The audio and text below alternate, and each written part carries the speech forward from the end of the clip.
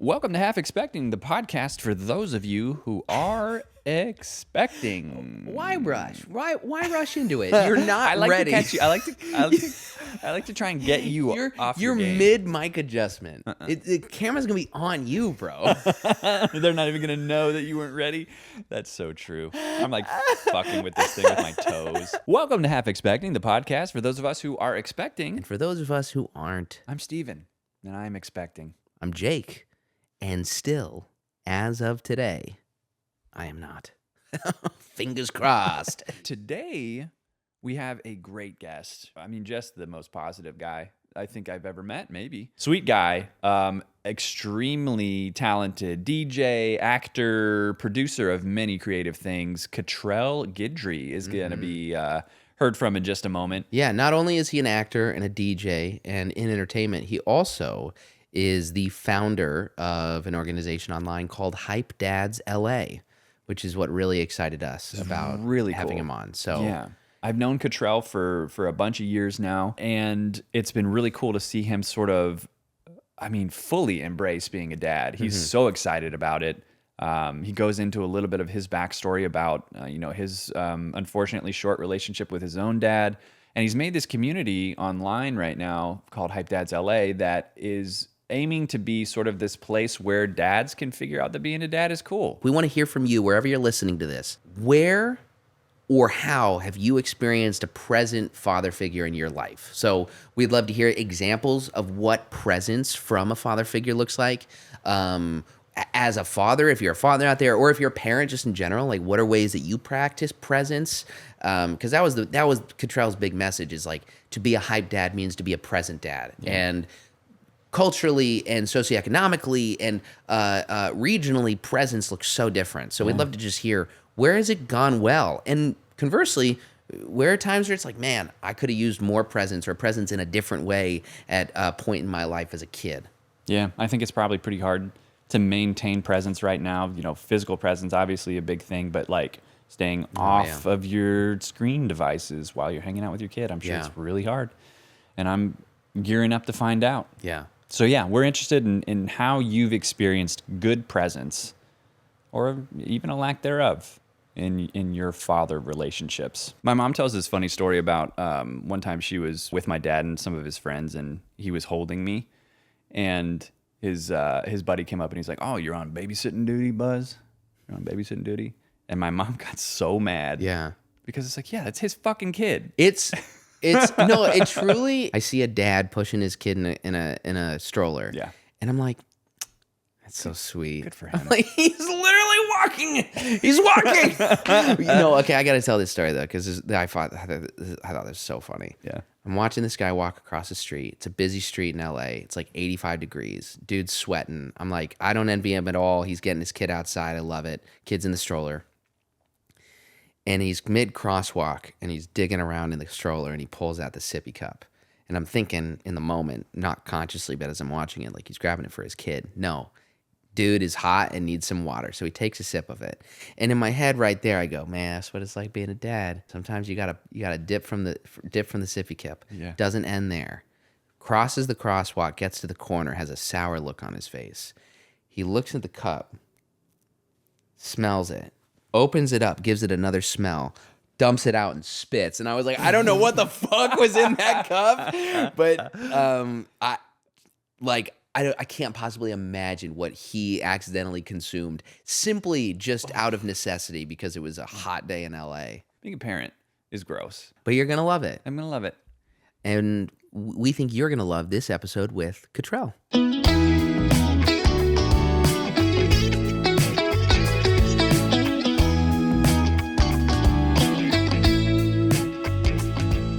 Out of anybody that I know, like across social media, nobody is more excited about their kid than you are. Yeah. And I love seeing it.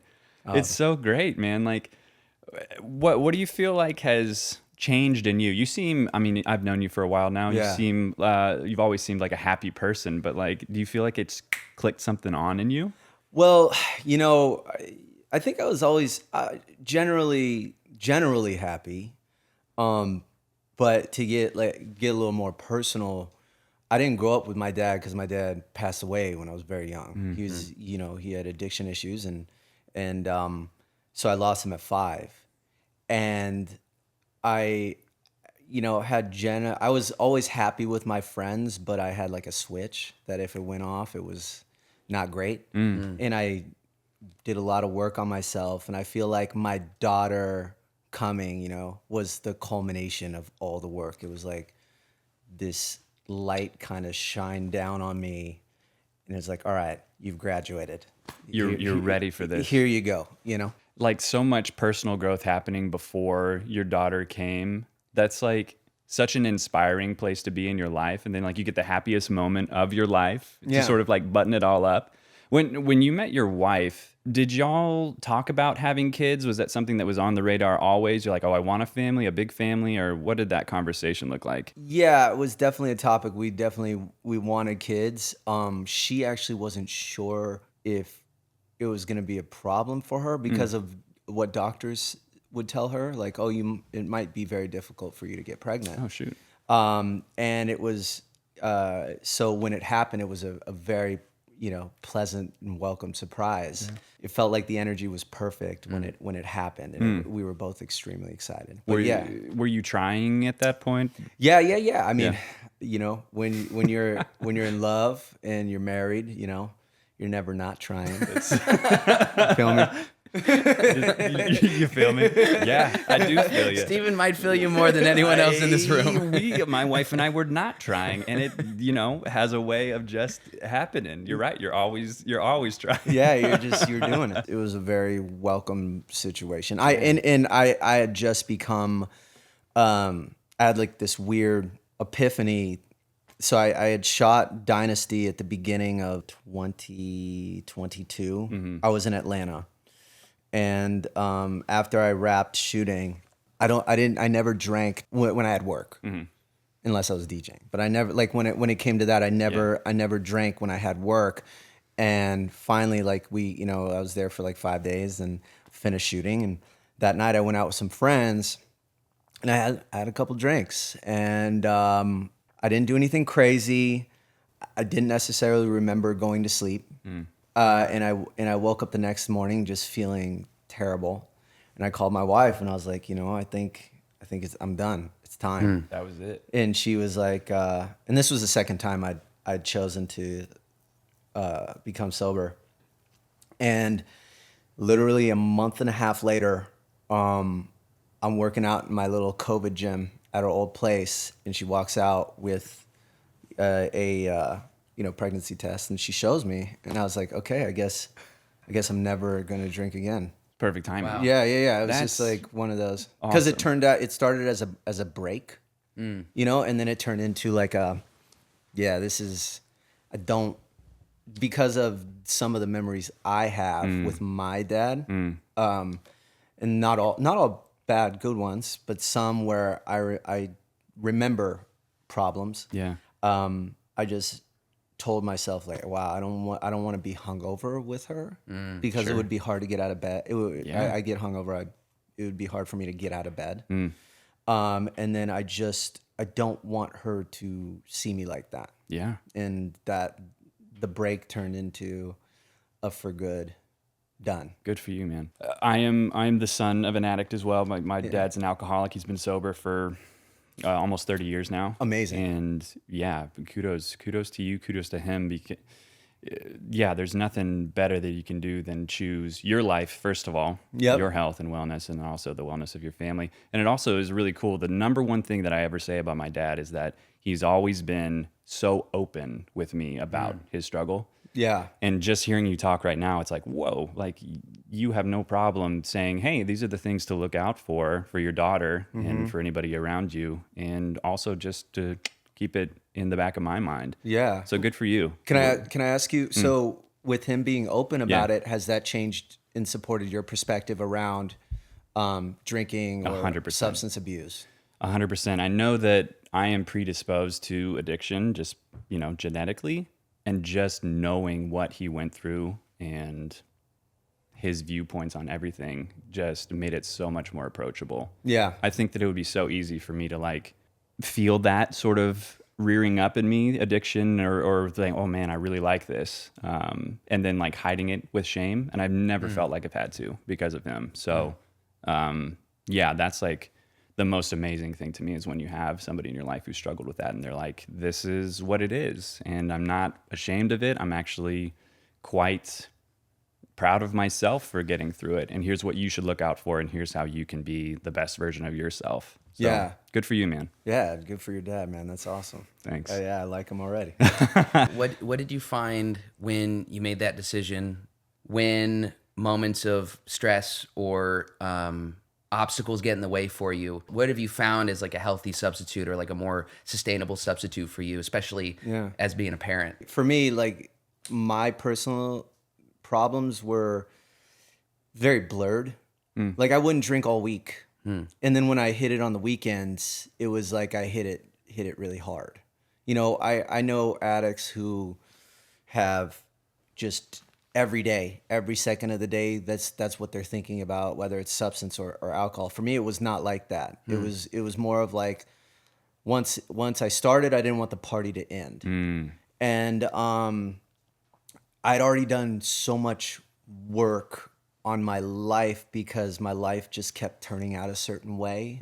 And there was no one else to blame for it. And it wasn't necessary, and it had nothing to do with so much alcohol abuse. I think it just had to do with, you know, traumas that we carry from childhood to adulthood. Yeah. And, you know, I went on a 10-day silent meditation with friends where we couldn't speak or read or write. It was just scheduled meditation.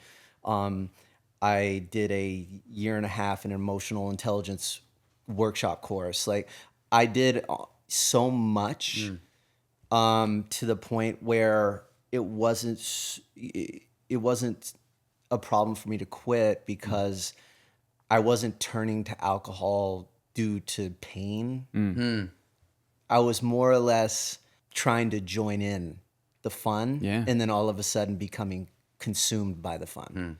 And in my social insecurities were kind of stripped away, or at least I thought they were when I was drinking. It made me more comfortable. I've heard a lot of people say that, but that's it was more of like a what are they? Liquid courage. Liquid courage. But what's that called? When I can't believe dad brain is real, man. You forget things.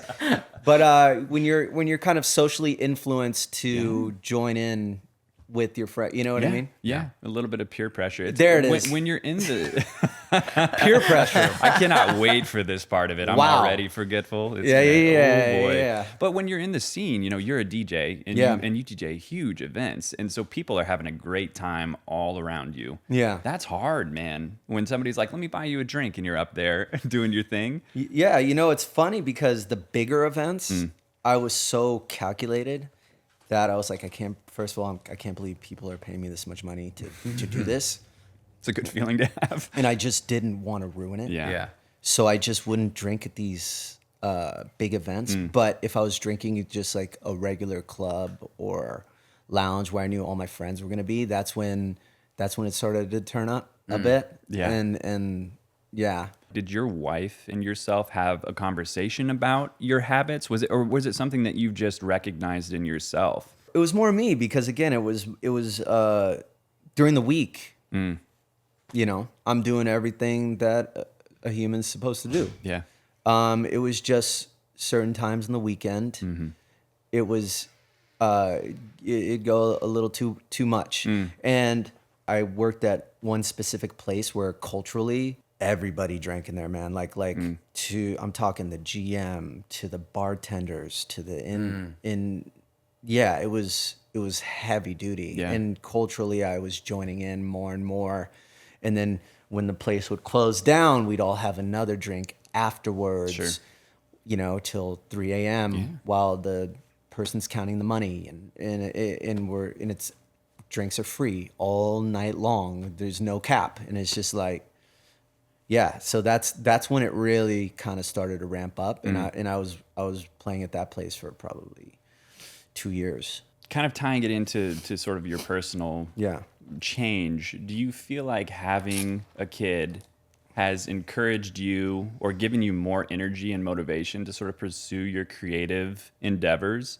Because you're in a challenging field, right? You're an actor, you're a DJ, you're sort of like got your fingers in entertainment in many ways. And I find myself, now that we're expecting, a little bit worried that I'm like, oh man, am I going to lose some drive? Am I going to lose like an edge in the industry? What have you felt like your experience has been in the industry as a father? The one thing I could say is a lot of people I talked to told me that, kids bring blessings and gifts. So I already had that kind of programmed in my brain that it would equal expansion. And then the one thing I could say about even now is, I've been blessed to do a lot of cool things in entertainment and kind of like, I don't want to say float because I've done better financially than just floating. Sure. But I've been able to kind of coast a bit if I were to be quite honest. It's like do commercials. Oh, got some residuals here. I'm DJing. I'm getting paid to do that. Oh, cool. Like I booked like a show, get some money from that. I've been able to kind of like just coast. And now, especially as things become more expensive and, we're getting a little bit older, life becomes more serious. I think the one thing I could say is the specificity of the goals are getting more clear. Whereas like it was good enough. Like, oh yeah, if I booked like 2 jobs this year as an actor, that's cool. Yeah. I'm happy about that. That's awesome. And I can post it on my Instagram and people are like, oh shit, dude, you're on that. Doing it. You're on that show. Yeah. But now everything just becomes more defined. Like, what do I really want? And also based on the fact that my dad wasn't around, I want to be able to have as much time as possible with my daughter. So now for me, it's like, how can I always feel weird saying this, but I feel like it's a good motto to live by is how can I get the most amount of financial stability for the least amount of time. Yeah. I hear that all the time. How can I buy my time back? Yeah. Like that's the most, expensive resource. It's the most valuable thing in your life is just having that time to spend with your kid and your wife. Yeah. It just becomes more focused, and figuring, and everything now becomes based around the family. When I'm doing certain things, my thought is like, all right, what's this how am I gonna still be able to put money into my retirement, my daughter's retirement, our investments, and all of us, my wife, her, and I still go on the trip that we like to go on every year. Right. And I can still take her out, Yeah. things like that. I got it. Yeah, Yeah. yeah. Now you've got something to pour into a little bit Yeah. more Yeah. than just your own stuff, which is so easy to self-sabotage. I feel like half the time. Yeah. You've got a greater calling now. Yeah, It's cool. You're just trying to stay ahead. Yeah. Because now it's like, I don't want to make it political, but there's really no incentive to have children.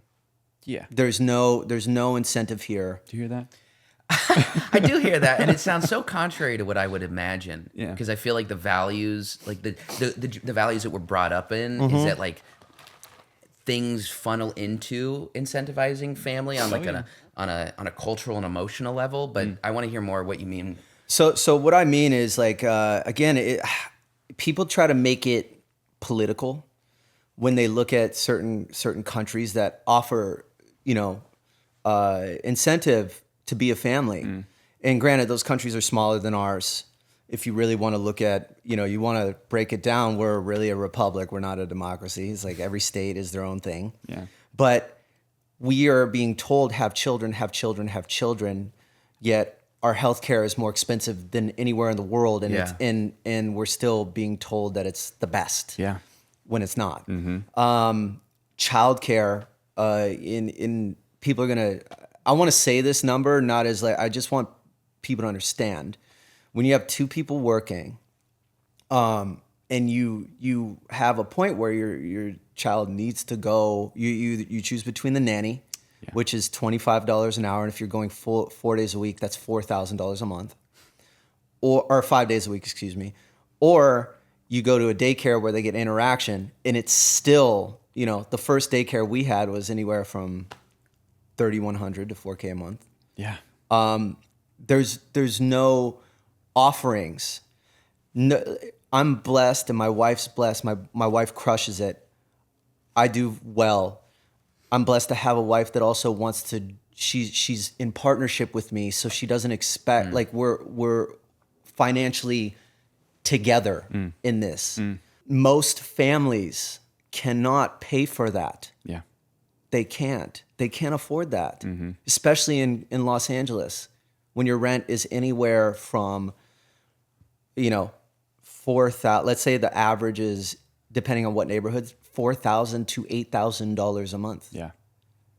So there's not necessarily an incentive here. Whereas in Canada, my wife's from Canada, you know, and people are probably gonna be like, "Oh, go to Canada, Go back, dude. fucking go to Canada, motherfucker." You know, they offer paid leave for the wife and the husband. They understand how important it is for the child's development for the parents to be in their lives, and not have to grow up in a place where they don't know where their food's coming from. You know, same with in Europe. You know, and that's not to say, again, I didn't want to get political. I love America. The fact that I make the money that I do, or make the living that I do, DJing and acting and making projects, like just creatively. Yeah. I don't think I can do that anywhere else. Yeah. I've thought about this a lot. People are like, are you going to move to Texas where my family is? Or are you going to think about moving to Massachusetts where Molly's family's from? And just like you, I couldn't make the money that I do anywhere else. No. And this career, now granted, New Mexico or you know, people are shooting in New Orleans. They're shooting all over the place now. Yeah. You could find it. But like, if you want to be in this industry, you have to be here, and it's expensive. You're right. Yeah. And these are things that I've had to grapple with in the past couple of months. It's like, oh gosh, when Molly goes back and she's dancing, and then I'm shooting during the day. Are we getting a nanny? Are we doing daycare, like you're saying? And it's kind of inaccessible feeling. Yeah. It's a little scary. I don't want to, and I don't want to scare you in that sense, because you figure it out. Sure. You figure it out. I just wanted to touch on the fact that we are living in a time period where we are still being told to do this thing. Yeah. And I don't think everybody should do it. I knew in my heart, you know, I was listening to Bradley Cooper on Joe Rogan. And he was talking about how he doesn't feel like his job is his purpose. Feels like his purpose is his family, and his job is just something that he's lucky enough to get to do. Yeah. I knew that I wanted to be a father my entire life, because I wanted to give my child what I didn't have. Yeah. You know, and there's no more, you know, selfishly, just a better feeling for me. I don't think everybody needs to do that.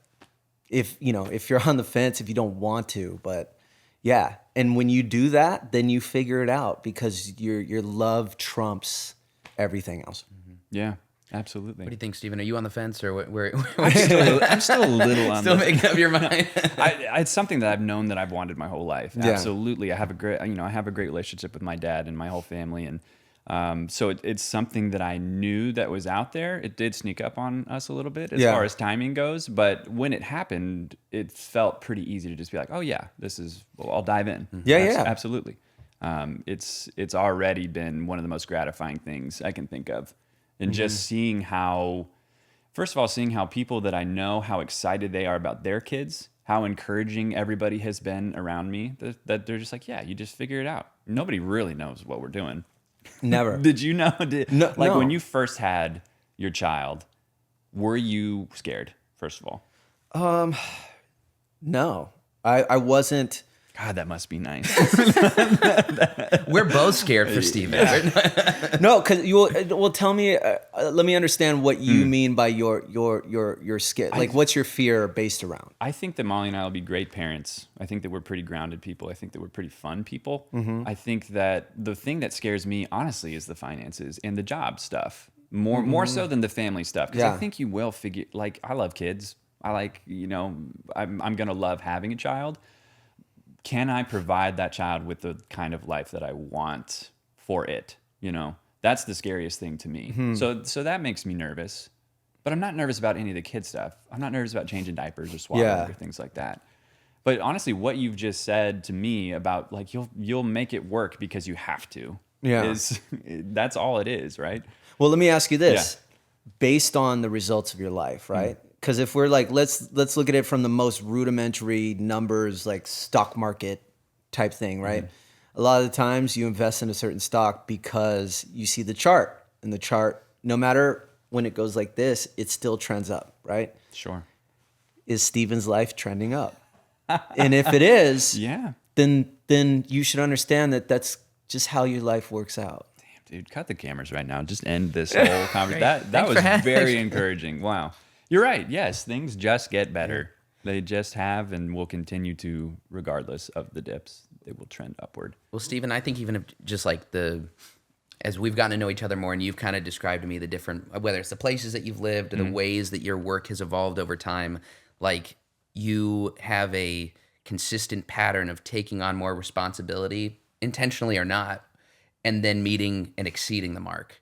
So the idea of you, even though, it's a taking care of a baby and supporting a family versus like a bigger space or like camera equipment, you do it. You've done it before. And I think like it's so easy to get caught up in the unknown of the future to disregard the patterns and the trends of everywhere up until this moment. Yeah. And so to be able to hold both, like there's still something motivating me in the unknown, but I have the track record to be able to give myself a little bit of grace and say, I've proven to myself already.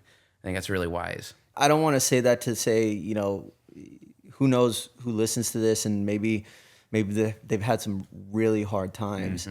I think the main point that I'm trying to make is everything's always a mental shift. And whether you believe in energy or not, a lot of the times someone could probably tell when they feel good, good things happen. Yeah. And when they're not feeling so great, they're not great things happen. I guess it's I used to have this acting teacher. She'd always say, if you're hungry and you're on a road trip, your hunger will cause you to only see restaurants as you're driving by. Right? Yeah. So if you're having a bad day, oh yeah, you know what I mean? You're gonna notice every single obstacle that's coming at you. But when you're on that vibe, when you're on that wave, and things are just, coming in, all of a sudden everything looks good. Yeah. Everything. It could be something simple like, oh man, that guy just held the door for me. That was pretty cool. That's pretty cool. This has been a great day. Man, simple. This is the most person from California conversation I think I've ever heard. This is just the most positive thinking, which I love, man. Well, though, I'll tell you one last funny thing. So when you asked me to do this, we hadn't talked in a while, and I was like, oh, this is so cool that he's asking me to do this. I was like, I'm driving all the way to Highland Park. I wonder if he's going to ask me if I want coffee. I was like, I'm not going to ask for anything. I'm not going to ask for anything at all. Yeah. But he texted me. He said, no. I'm driving all the way out here. I wonder if he's going to offer me coffee. I'm just going to wait. Hey, all of a sudden, I get a little text. You asked me what coffee I wanted. I was like, that's how you do it, man. That's how you do it. That's and we've got tacos waiting. I know. I was like, I was like, hell yeah, dude. Manifestation.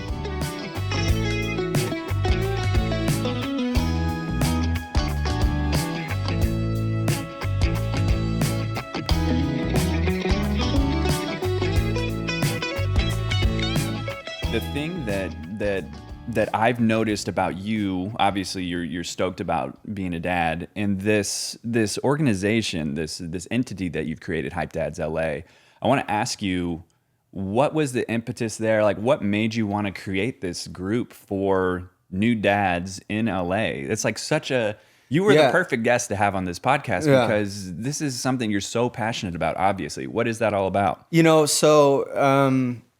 For me, I just started noticing that more and more professional dads, because, all right, when I was a kid, I didn't know what a dad was. So when I'd see it on TV, it was the guy that had his briefcase, leaving the house all day, the kids were with the mom. Yeah. Right.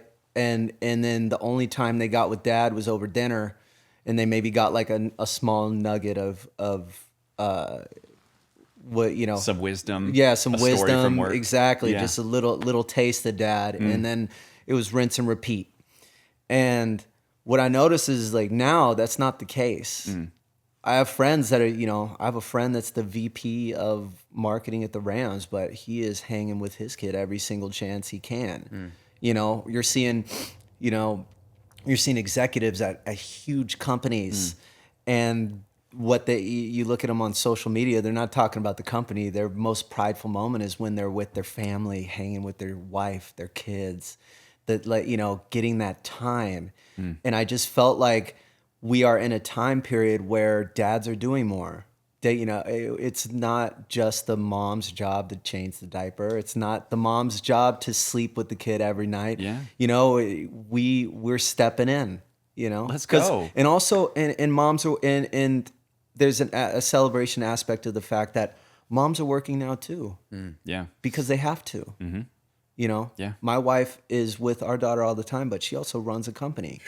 So you know, I have a little more time than her, so I'm going to take our daughter to school every day. That's great. You know, and we'll pick her up together. But it's like just being a present father and celebrating that, and wanting to shine a light on that, because it's masculine now to be a present father, Yeah. whereas it used to be the woman's work. You know, Yeah. so I just want to highlight that for all us dads that are like, yeah, get out there, give your kids hugs, give your kids kisses. Yeah. You know, hang out with them as much as you possibly can, because when you have your boy or girl, boy, when you have your son, you will literally see time pass by before your eyes in physical form. You can, you know, my daughter's 3, and I remember when she was born, and now I'm looking at her, I'm like, wow, 3 years just went by within the blink of an eye. So I better savor this moment. And I'm hoping she'll always want to give me hugs and always want to give me kisses. But there will be a moment where it's like, Dad, I could sleep by myself. Yeah. I can take Mom, I could take my own bath. Yeah. Hey, I'm off to, I don't know if college will exist, but I'm off to wherever, based around AI, but download you know, all of but it. I'm off to wherever I'm going, and Yeah. and I'll see you later. You know, so just we're out there, we're dads just trying to take that time, man. I feel like there has definitely, in the past 5-10 years, been this overarching shift in society. Just like, it's cool to love your kids. Yeah. Like the view on masculinity, like you just said, has changed so much since we grew up and we're watching these movies where dad goes Yeah. away for the entire day. It's just, it's mind blowing, and it's so refreshing to see people like you and some of my other friends on social media that are just like stoked. They're they just love their kids, and it's like the best part of their day. I have a couple of buddies who just had new kids that were telling me that in the first couple of months, the first 2 years of your child's life, dads are sort of like a little bit secondary. You know, they don't rely upon us for really anything. We play. That's pretty cool. But like the physical stuff, that's still mom. And so I feel like you can either get discouraged by that, or you can really like dig in, like you seem to have done, and say, no, you know what, this is my role in the family, and I'm excited to give whatever I possibly can to my child. Yeah. You won't be on the sidelines as much as you think you will be. Yeah, and it's gonna be all support. I could tell by your energy, you'll just be waiting in the wings at all moments to support. I'm ready. I'm playing a little bit of defense Right over there. the shoulder. It's a little creepy. It's a little weird, but he's ready. I'm in there. I'm ready to go. Peekaboo. Is- Where you peekaboo, baby? What's good? what you need, baby? Do it with the baby, not me, Steven. I don't need to play peekaboo. Was there anything in those first little couple of months of having a new kid that you thought were easier than you had expected? And is there anything that you were like, oh man, this was really hard, look out for this? I think what was easier for me was keeping this sound weird, keeping the baby clean in the sense of like, you know, changing diapers and handling, like, when it's your kid, the things that probably would have grossed you out if it was any other human being don't matter anymore. You know? Yeah. Yeah, I've literally had my daughter like take a piece of food, lick it, and go, I don't like that, and then I just like without thinking just eat it. I would never do that in life, but just taking care of her in that sense was a lot easier than I thought. What was harder, and it was way harder for my wife than it was for me, the sleep. Yeah. And that's, I don't want to scare you because it's a mixed bag. You meet those, I call them weirdos, because there's always that one group. Oh, my baby just slept through the night since the second they popped out. You know, it's like, yeah, really? Yeah, for the first like almost a little over a year, it was not through the night, man. And you know, my wife had countless nights of no sleep, but I remember just one time where her mom was in town helping us she was in town from Canada. And I think it was the first time where I got a full night of no sleep. Oh. And I hadn't done that since I was super young. Young. So her mom just looked at me, because at that point, you're kind of getting permission from your wife. Because she had like, there's nothing you could say. She's had it way harder. Yeah. You know what I'm saying? Yeah. So you're waiting for permission. And I walked in the room, and it was like, I was just like, please let me sleep. Like, let them say it's okay. Yeah. And her mom looked at me and was like, you should let them just go Give you a old pat. go crash. Get out of there. Catch a couple hours. So it was like, and then the second they both looked at each other, like conferred, and then they looked at me and they're like, all right, yeah, cool. I was like, I got On the floor. Just felt like I won the Super Bowl, bro. we did it. We finally did it. Steven, I feel like you did pretty well with no sleep. I'm okay with it. Yeah. Really? Yeah. You're built for it. Molly, my wife, is really not great with it. She needs a lot of sleep, and so I'm mentally preparing myself for that onslaught. But I think that when it comes down to it, my Instagram algorithm has completely changed to just people posting videos about how terrible their night sleep are with their infants. Yeah, they're like, here's a nightly breakdown of how our infant sleeps. 16 minutes from midnight to 4 a.m. We got a total of 16 minutes of sleep, and I'm like, oh, it sounds really bad, but I do think that I'm a little built for it. I don't know why. Yeah. I'm okay with a little sleep. See, I average probably like 5.5 to 6.5. Right now, you do? Yeah, normally, and I'm okay. Yeah. But man, like when I get in that like 4.5 mark, like I can feel like literally a half an hour. There's a threshold. I can feel it. Yeah. You know, it's a whole different You world. get an eye twitch. Dude, it's painful. Oof. You know. But you found a rhythm, it seems. Yeah. I mean, it's now. I mean, she's 3, so it's different. I think now, you know. And did you sleep with your parents when you were a kid? Or do you recall it? I don't think I did. Okay. My earliest memories were me having my own bed. Yeah. So I don't think it. I'm sure I did when I was little, but it didn't last long. Oh, okay. Yeah, I slept. I don't know if based on just single mom or whatever, but I slept with my mom till I was like 7. And a lot of people do. 8 years old. My niece does, and Yeah, it's just, but you don't even think about that till you become a parent. So now it's like, what happens is we'll put her to sleep, and because my wife has her more of the weekends, I go after her and I go upstairs to watch a show or something. I go down and sleep with her, and it's one of those it's become one of those things where when I'm heading down, I'm like, dang, I wish I could sleep in my own bed. And then, but then when I get to her bed and I just look at her just sleeping, I'm like, dang. And I'm just looking at her. Give her a little kiss on her cheek, She can't hear me. I'm like, I love you. And my mom would tell me this when I was like, I think she started telling me this when I was 12, but she'd be like, yeah, sometimes I would just like come in your room and stare at you. I was like, that's weird. So creepy. Wow. But now I'm like,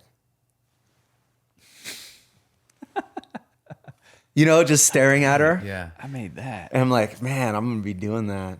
Probably she's going to wake up. She's going to wake up when she's a teenager. Like I'm standing there just Go. She's like, Dad, what are you? What's going on? Why are you doing that? All about. Love you. Yeah. It's not creepy. I'm just love you. When I was a kid growing up, I slept on a top bunk. Didn't share it with anybody. Just Yeah. had a lofted bed with a top bunk. That's awesome. And my dad walked in, and I was hanging off the side of the bed. and now I'm wondering, maybe he was coming just to stare at me, and he ended up saving my Saved leg. your life. He probably was, man. Yeah. Yeah. But I guess I was not the sight to behold. It was more of a it was a startle for him as it was for me. Just hanging off the bed. Yeah, dude. Good for you, dude. Yeah, I think like I was it. more than 50% off. No big deal. Nice. Yeah, I got a nice. good center of gravity. Yeah, your dad was for sure come to creep on you a bit. Yeah. You were talking a little bit earlier about traveling. Y'all like to travel. Yeah. I feel like I've seen that quite a bit. Has that been difficult? Is it hard traveling with kiddos? Molly and I love to travel. That's maybe something we're a little bit nervous about, is just bringing a kiddo along for these trips. Is it hard? It's not. Sometimes they're easier than others. The easiest is when she was like 6 months. We went to Italy. Oh, nice. It's a long flight. And we've gone to Europe ever since. But that was just the easiest because you order the bassinet on the plane. Oh, yeah. And they'll give it to you. You know, if you're not trying to spend $10,000 on business class a ticket, they will give you a better seat, and they'll give you a bassinet. So you'll place the baby, and he'll sleep. You know. Yeah. As they get a little bit older, toddler, it's hard. You know, we tried to time it. We were going to Europe again, and we thought, oh, let's do a red eye flight. She'll sleep. And that halfway through, she's like, she loved planes, and all of a sudden she's just, I want to get off. And it was just like, we had 6 hours left. 6 hours. Oh, no. You know, on an 11-hour flight. Yeah. We have these two friends, shout out Jonathan and Michelle. They were the first in our friend groups. And Jonathan's an actor. He's worked as an actor for a long time. Creative person. Michelle's a creative person as well. They had 2 kids before all of us. And the one thing that they did is, whether they were traveling, whether they were having people over, they just had the kids with them. Yeah. It's normalize it. And you know, the one thing that they'd always say is, you don't need to, because you have your children, you don't need to give up your life, and you don't need to give up your friends. Yeah. So now we just bring her, whether we're traveling or we're going to dinner. We try to bring her as much as possible, because it makes her more comfortable. And I feel like it'll just be valuable for her later. It's got to benefit you too, because then you're not pulling yourself from as much social interaction with your people. 100%. We had like a sleuth of friends all having babies at the same time, and it was like, we had Maddie, my wife, and I moved out here 4 years ago, and it was like we finally found this like good community, and there was this fear of like, are we gonna lose everybody? Like, are we? Because we felt like we're the only ones not having kids, not going through that phase of life. And that's been the MO of every one of our friends, is just bring our kids into our lives, into the things that we do already. Yeah. And like, I'm honored to get to be a part of it. And also I'm like, oh, it's so great to see so many examples of people integrating family into their, I mean, obviously you can't do everything the same. Yeah, Times are 100%. different, and you got to abide to the nap schedule, the ever-changing nap schedule. But it's been really encouraging seeing so many people taking that frame of mind on. No, 100%. I mean, and again, culturally, you see in other countries, you go to anywhere in Europe, their kids are with their families. It's not about trying to find a babysitter or nanny every time. The kids are out and they're hanging. And you know, it kind of the fact that we kept every year, we still managed to go to Europe. It kind of gave us permission about that. You know, it's like last night, 2 of my friends were releasing a record, and they were having this big party, and the time frame was like from 5 to 10 p.m. Yeah. And you know, I get there because I asked my wife, I was like, hey, do you want to go with me? And should we bring her? And she's like, no, because it was a weeknight. She's like, she had just got back from a trip. But when I got there, one of them, you know, his wife was there, and sure enough, the kid, she was there dancing. She's 2.5, probably like 2.5, and she's hanging. And who doesn't love that? Having a kid having a kid there on the dance floor is like the cutest thing ever. Amazing. You see that dude, that big DJ Fisher. He'll you know, you'll see clips of him. He's on stage, and his baby has the noise canceling headphones on that are the size of their head. Yeah, and there's a sea of thousands of people that he's DJing in front of, and he has his little daughter, you know, little kid is just bouncing around. It's just like, culturally, you know, you just incorporate your kids. Yeah, this is the campaign we're starting it right now for normalize bringing your kids everywhere. Normalize bringing your kid into your DJ sets. Also, normalize like making places more kid friendly, because like part of the reason why it's hard is because like everything's so tight, and there's everything's just tight. Yeah. It's stuck up, not stuck up in like a snooty way, but it quite literally is like sometimes it's hard to bring kids places because they just need a little bit more room. Yeah, they need to normalize it in LA, because other places they do that. They want, you know, they make it a little more accessible for children, but I didn't understand the real difference until we were in Italy, and we were holding our daughter. She was on the front pouch of my wife probably, and we were going to the Vatican or something. Yeah. And there's armed guards in front. Like, these are guys that have full blown, you know, military assault rifles on their body, fatigued up. And you're walking by with the baby, and you see this masculine, you know, dude that's ready for anything. Look at the baby, and he's just like, you know, like just, and you're like, oh, culturally, that's just their connection to family is just so much more, you know, more.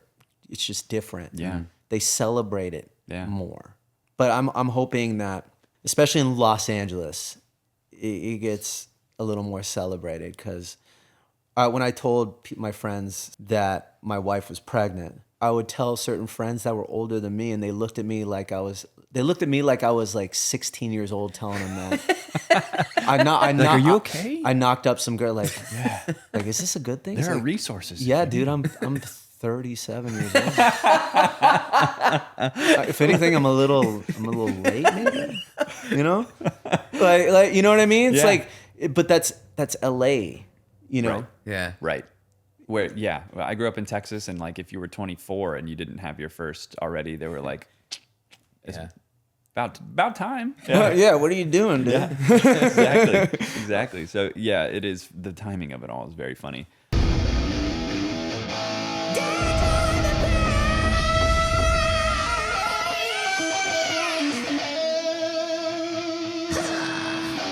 It is time for Dads on the Ground. We've got a real dad with a real story about his real kids, and I'm quite excited about this one. I actually have my old friend Xavier from college on the line. Welcome, Xavier. How you doing, man? Doing great. Shout out Go Mean Green. That's right, baby. I'm so thankful that you're on right now, and I know that you are the daddest dad on the ground and the perfect person to talk to us about being a hype dad. Mm-hmm. So you got a story about being hyped. I've got two little girls, you know, and one's 5 and one's 3. And, you know, as a dad, right, like one of the biggest things you want to promote is just sisterhood. Like, hey, you guys are sisters. You know, we want you guys to grow up and be like, you guys are you know, each other's best friends and all that. So there's this place called Hat Creek. And if you don't know it, Google it. It is this magical place to go get a burger. And you're like, how, you know, why is it so magical? It's because geniuses thought of like creating an outdoor playground, you know, so you can come get this burger and then your kids can just run outside, which is like, weirdly enough, impossible to find, but they did it. So, and so, you go there, you know, other couple friends with kids also go there, you meet up and you hang out or whatever. And so our kids are just playing on this playground. And then, you know, my oldest comes down and she's crying. She's like, and you're like, hey, what's going on, Gigi? Like, what's going on? Why are you so sad? She's like, they won't let me go down the slide. They're keeping me from going down the slide. And you're like, oh no. Well, okay, hey, this is a good opportunity for you to learn how to like stand up for yourself. Like, just like, hey, I'm going down the slide, and develop a backbone, girl. You got it. So we throw her back up there. And we're talking with our friends again, and then our friend's kid comes down and she's crying, and you're like, oh my gosh, like what's going on? And they're like, and she's like, Naomi punched me in the face. And we're like, what? And we're like, and then very quickly afterwards, Naomi comes down and she's like, we're like, Naomi, what? Is that true? And she goes, yeah, they wouldn't let Gigi down the slide. Yes. Hillary and I, my wife and I, we look at each other and we're like horrified, but also like so stoked. You stuck up for your sister. I can't believe this. Like it was the first moment of just pure like Wow. proud. Like I've never been more proud. It's like we are doing what we were meant to do as parents. And Yes. did a girl get punched in the face? Yes, but by a the biggest thing- by a 3-year-old, Yeah, she'll come recover. on. You gotta let people go down the slide, and you gotta learn. Yeah. Quite frankly, gotta learn. You that can't be kid's a not gonna bully. forget. You know for what they sure. say? Sharing is caring, and if you don't, you're gonna get punched in the face. It's my favorite. It was my favorite phrase growing up. How do you balance like the need to tell your kids like, "Hey, you like turn the other cheek" type of thing, and and when do you interject? Yeah, but punch somebody in the face if they mess with your sister. That's such an intricate balance. Have you guys found that? I think it's an ongoing process, right? It's just kind of this like you got to take each moment as it comes. Because sometimes she punches at her own sister in the face, and you're like, oh, that's you're not exercising that properly. It's like it's very specific moments in when it's okay to punch somebody in the face. Yeah. But as a 3-year-old or as a 5-year-old, you can understand that it takes time. That's got to be such a hard thing to approach as a parent when I definitely don't have that in my natural makeup, No, my inclination is to ask to be punched in the face. I am so non-violent, non-aggressive. I would actually feel better about this whole situation if you just hit me. Yeah, I hate how true it is, though. Yeah. Just lay it on me. X, well, thank you for the story. I appreciate that. Thank you guys for having me, and I love what you're doing. Appreciate you, brother. Keep being a soldier out there. We'll talk to you soon. Talk soon. Yeah, start hitting. Hit first and then ask questions later.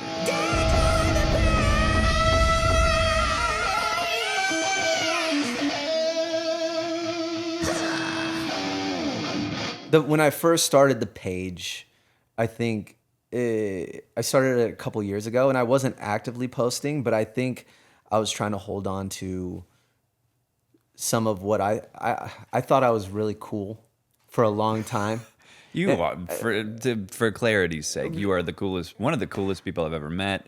Yeah, but there will be a moment where my daughter looks at me and goes, "No, you're not. Yeah. You ain't. Yeah. Nope." But I wanted to hold on to like some of the fact of like culture and fashion, etc. And that's what it first started out on. I was like, "Oh, I'm just gonna post dads that look really cool." Yeah. And I was, kind of loosely doing it. And then I have my one of my close friends, Marvin. He's just a marketing PR genius. And he looked at it because he was starting a family.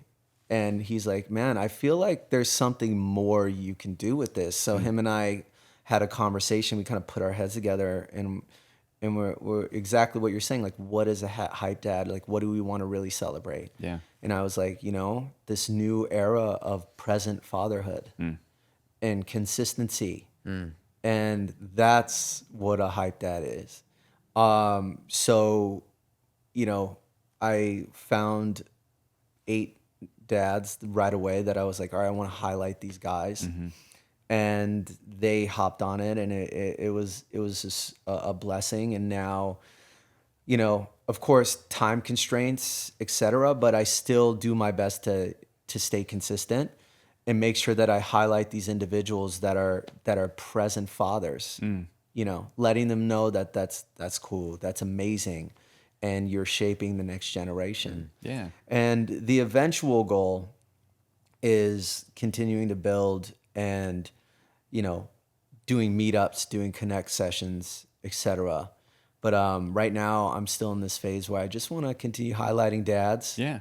and reposting inspiring conversations that I see online of other fathers or men that are offering guidance to kids. Yeah. Because I feel like a lot of my, selfishly, a lot of my issues growing up were based around the fact that I just didn't have male guidance. Yeah. And that was probably the hardest part, right? Because at the end of the day, we're all learning. Yeah. But it's super supportive when you have somebody to kind of model yourself after, or there's at least kind of a pathway. It's like some sort of road that's paved that you can see ahead, instead of just floating aimlessly. It's cool to be a dad. Yeah. And you need that. You need dads in your life. Mm-hmm. I love that. And I think that the meetups for the dads is a natural escalation of this whole thing. I think Hype Dads is going to be a really cool thing. And it already is a cool thing. It's cool to highlight that. Yeah, man. If you know more present fathers, I'd love to, as I'm sure you do, I'd love to shed a light on them, to continue to let the world know, hey, yeah, this is cool. Being a dad is cool. amazing. It's a gift. Yeah. It's a blessing. Take a peek at your sleeping kid. That's cool. Yeah. Right? Just get in there. Creep him out. Put him back in bed. Just creep Put him back in bed. Yeah. I find myself like having this cognitive dissonance when I see a dad really loving up on his kid. Like when you see a dad holding, the baby on the, what do you call that little monkey? I forgot. The chest jumperoo or whatever. Yeah, the jumperoo. And I find myself like both going like, aw, that's amazing. And then going, why shouldn't I? Of course, that should be the norm. Like I shouldn't have this like emotional reaction. I'm like having both, because I think like right as I was coming up is when, like, coming of age is when dads, like the idea of being a more present dad and being a more like emotionally available dad, being a more sensitive dad was like becoming the norm, becoming less. I mean, it's not that it was taboo, but I think it was kind of taboo. And so I find myself like doing both. And I feel like part of the Hype Dads movement is to hype it up to normalize it, to not stop celebrating it, because we got to keep celebrating the wins. We got to keep celebrating where we're doing things well, but hopefully celebrating to the point where it's like those little things, the things that felt like huge things. Wow, he's changing a diaper. Let us celebrate. And it's like, let's continue to just make that the norm. Let's normalize it. At least I hope, right? As a society, we continue to learn, right? It's like, just like with certain sicknesses, we didn't know, the flu used to kill people, right? And now we learn that you can take a vaccine for it or whatever. There's, you drink a lot of water and have some soup and you probably survive. And you won't die. Exactly. You'll survive that. I think we're learning that with, emotional intelligence, and we're seeing direct results of it through our children. I think of my mom's of the generation of like, therapy is the scariest thing in the entire world, to go see somebody and just talk. That it makes you weak. Right? Yeah, you're some people, freak out about it. But now but we're also of the generation now where it's like, oh yeah, that's nobody. Oh yeah, I was talking to my therapist the other day. It's normal to want to heal and grow, and now now we're getting to see that through parenting and fatherhood. I'll leave with this, just because it's a fun thing to get to share. My dad has always been an emotion. I have found he's always been a very emotionally intelligent individual. Who came from grew up in the inner city of Boston in the '60s, and it was the '60s in the city. A very different experience than what I grew up in Colorado. But at 67, he started doing EMDR therapy. Oh, amazing! And watching him letting go of or coming to terms with the things consciously or not, that held him back or that kept him from being more present or available at almost 70 years old is so cool. Wow. And I'm having this experience listening to him and watching him, getting to just know a different version of my dad Yeah. and getting to know, even though I feel like I've known my whole life, like getting to know why he is the way that he is. And then watching at 70, his mind is still changing and his experience in the world is still changing. And so I just wanted to share that. No, it's been really exciting. That's great, beautiful, man. man. Yeah. That's beautiful. And that also, you know, that also influences how you're going to move now too. Totally. Yeah. Yeah. There's always something that we ask when folks come on here, and I think this is a great place for us to land. Kind of along these same lines, do you think that there's anything in your mind that dads, new dads, guys in general, sort of miss the mark on with parenthood as far as their mindset? Is there anything that you've seen that you're like, oh, this is, if we just tweak this a little bit, maybe people would feel differently about fatherhood? Is there anything that you can think of like that? I'll speak from my experience. I'm having this, it shouldn't even be an epiphany, but understanding that she will not be or do exactly what I want her to do. She is an individual human being. Yeah. She will learn from me. She will learn from my wife. I'm sure there's things she'll take from both of us, but she will still be who she is. And the realization comes out in very simple ways. You know, she is going through a pink princess dress phase, and she won't. It is a battle to leave the house in anything but that. Sure. Right. But I say that to say, like, it makes me think about, and I'm not saying that she'll do this, but it makes me think about the kids when I was in high school, the goth kids that all wanted to wear all black. Yeah. Or, you know, the kids that wanted to wear, that were ravers, that wore uber baggy pants, you know, the era I was in. But just the individuality that every person has, and how can I save my frustrations about her wanting to wear the same thing every day for things that really, really matter, so that she, you know what I mean? Like at a certain point, it's like, all right, you know what? I accept you. This is your phase. You're in this. Maybe you'll like pink forever. Maybe you won't. Let it happen. You know, my wife and I let it happen, and reserve more of the guidance for things that really, really matter. Yeah. You know, because she's 3 years old, and she still says she says no. Yeah. And That individuality is so crazy. So amazing that we have like little sentient beings that come out. They're just like ready to be a person that you can't even possibly fathom what they're going to be like. You do your best to try and help them along the way to get to a good place, but yeah, they're going to do what they do, right? Yeah, they kids mimic more than they do as they're told. So if you're taking care of your business, Yeah, I believe they'll take care of theirs. I believe that, and of course we can offer guidance and stuff, but I don't think anybody likes to be told exactly what to do. It's true. Yeah.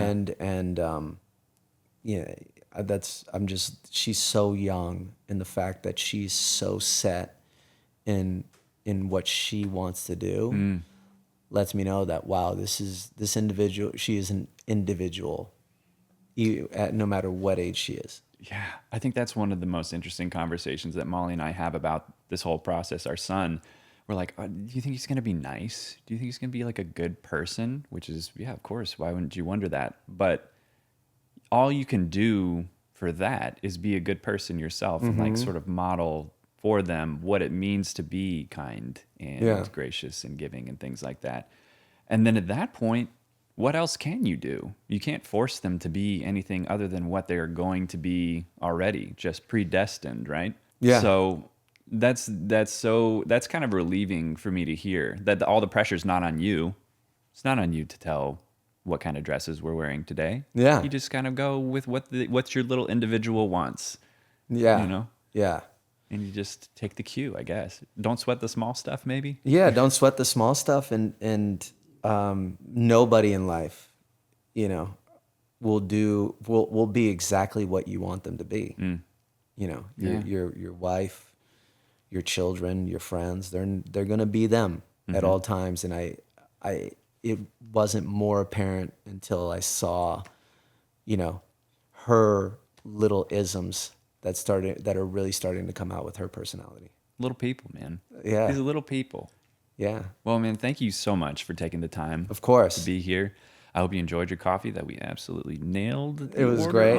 Thank you. And it was incredible. Yeah, and you know, maybe we'll have you back again once we've got our Hype Dads LA meetups happening and the entire thing is taken off. Maybe we'll do a live podcast from one of those. We'll have a dad cast from Hype Dads LA. You know? I love it, man. Congratulations, Thank man, you. and thank you for having me. This was an incredible conversation. Appreciate you, man. All right.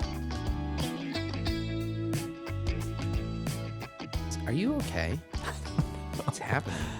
We really got to get a new arm for this thing. I'm okay. I think it is hurting our table though a little bit. I'm sorry. It's gonna fall. I'm just gonna sit like this. All right, let me help you. Oh, fuck. Wow. That really didn't happen. You just hold it the rest of this episode. See, we scuffed it. We already scuffed it. Thank you.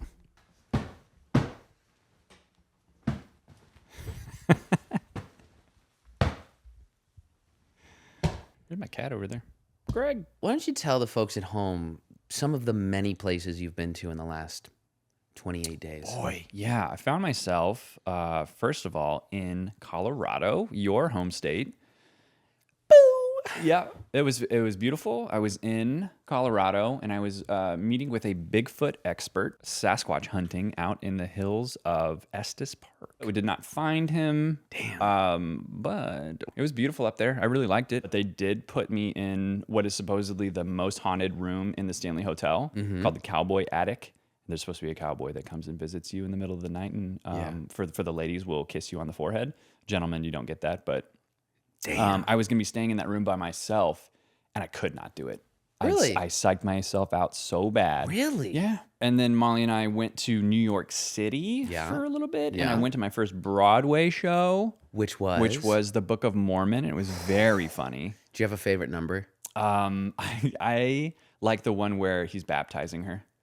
Oh, yeah. It was really funny. It was a cool little duet there. How was the guy that played Price and Cunningham? How are they? Really good. Yeah. And I had no clue. We who's the smaller one, the chubby one?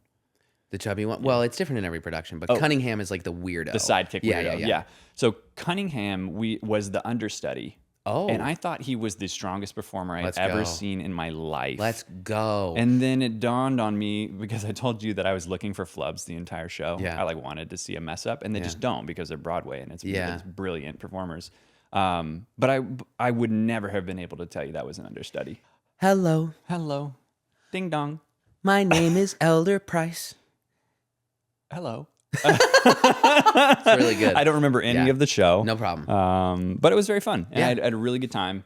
I went to Africa right after that. Yeah. I went to Kenya. And Kenya. It was awesome. Yeah. For how long? I was there for a week. I was there for 1 week, and we went to the Masai Mara Nature Reserve and saw some elephants and giraffes and lions and all sorts of creatures that I never thought I'd get to see. So, was very grateful to be there. And now I'm home. And it was brutal travel days. Yeah. That was a really long. You look bad. Thank you. You look poor. You look in poor health. Well traveled. I did have malaria. Maddie and I, we were reading a book together. And not like we both have a copy of the book and we're reading it at the same time. I'm reading the book out loud. It's Game of Thrones. You ever heard of it? The award-winning. The worst ending in television history. Yeah. Lock in, dude. And so I know it sounds weird, the idea of me reading to Maddie, or rather, I know it sounds weird, the idea of us reading one book, one copy of one book. Yeah. But it's fun because I watched the show. She would never watch it. And so I get to relive and see like what was different in the show versus the books. And also I just love the story so much. But then I get to censor all the like gnarly stuff. There was a chapter we were reading like 2 days ago, and I won't describe what where it is because it doesn't matter. But there's vivid description, like 3 paragraphs worth of describing decomposed bodies. And it was the first time that I've really just been like skimming through trying to find an entry point. Like, how do we, and I'm just like, all right, so a lot of dead bodies. And she's like, don't even tell me that. I don't even want to imagine that. No.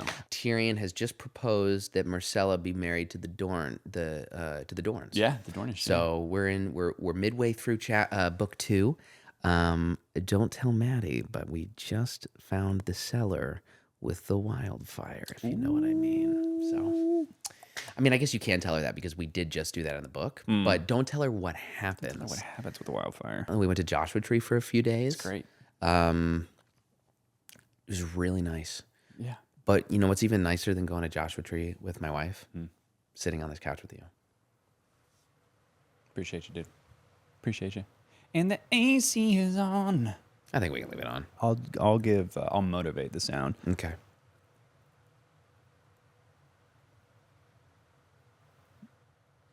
Oh, I understand.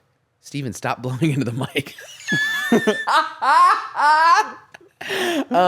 There's more important things to discuss, and that is our friend Cottrell. who we just had a great conversation What with. a positive guy. Very positive. The whole time I was talking with him, I could not have a bad feeling Right. about parenthood come into my brain. Have you ever like met people where it could be about anything, but when I first got married and I was talking, or when I was about to get married and I was talking to people that are married and like they love their spouse, but they're just like, it's tough. It's a big commitment. It's tough. And you're kind of like, do you like it? Fuck, man.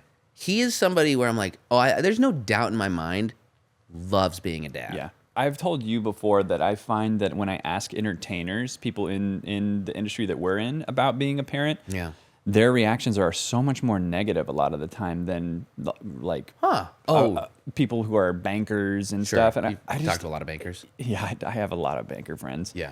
But I find that a lot of them feel sort of like the walls closing in a little bit when they have kids, or they're just like dissatisfied that they feel like they had to hang it up or something like that. And I did not feel that with Cottrell. So quite the opposite. If you were to become a member of the Hype Dads of LA, I am a member, card carrying member. do you have a card? Yeah, give me a card. Mine hasn't come in yet. I 'Cause paid you're the not fucking dues and Yeah, everything. Well, you're not a dad. You have to have a kid first in order to be initiated. What? Yeah. That's part of the paperwork that you signed. Well, then who fucking took my money? There's no dues. There's in no there. dues. No, but if you as a member of Hype Dads LA, what do you want to be known for in your hypeness? How do you want to be defined as a hype dad? Oh man. Yeah, because I bet there are different classifications of hype dad. And I even wonder, like, how much of it is hype dad, as in, like, someone is hyped to be a dad. Then there's the job of hyping dads. Yeah. You know what I mean? God, he's doing it all too. Where do you Cottrell does see it all. yourself? I think the thing that I'm most excited about in being a dad is that I just put all my video games, my Pokemon games, in the attic today. I don't know why they were down, but I had them down. I was playing Pokemon Red the other day, and it's just sharing things that I'm excited about with my kiddo. You were talking about Christmas earlier, and I was like, man, I was kind of like depressed this year. I kind of get depressed around Christmas in LA in particular, just because we don't have that seasonal thing. And so just like experiencing things for the first time through him is going to be sick. That's what I'm hype about. My dad used to say when I was growing up, this is how he would make sure I'd stay out of trouble. He'd say, You seem like a kid who would get into a lot of trouble. well, until he talked some sense into me. He said, Jake, if you want to catch a cold, you hang with people with a cold. And I feel like that has a lot to do. Why was he like a 1930s detective? You see here, kid. Jake? You want to catch tuberculosis? His illnesses were outdated. We're in 1890s now. You want to catch TB? You hang out with people with TB, and you don't wear a mask.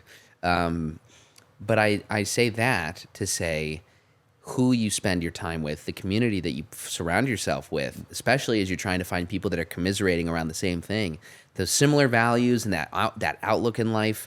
Because you know what? The only thing that's worse than being a sourpuss by yourself is being a sourpuss with other sourpusses.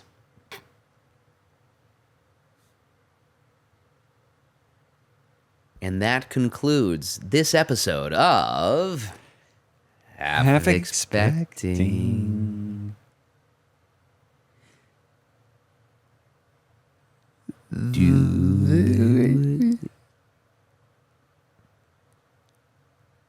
When you wish upon Expecting. Half Expecting is a Just Let Me Help production. If you like the show, don't forget to rate and follow us on Spotify and iTunes, and like and subscribe on YouTube.